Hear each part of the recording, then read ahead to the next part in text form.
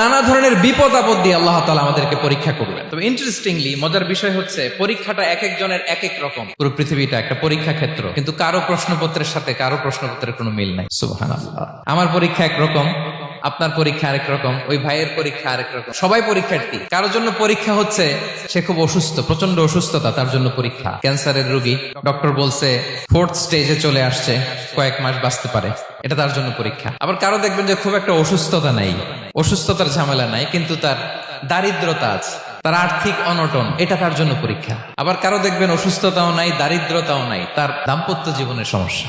অনেকের দেখবেন এগুলো কোনোটাই সমস্যা না, তার ছেলে কথা শোনে না, মাদকাসক্ত, আহা, রিহ্যাবে পাঠায়, আবার আসে, আবার গাঁজা খাওয়া শুরু করে, আছে না নাই বলেন?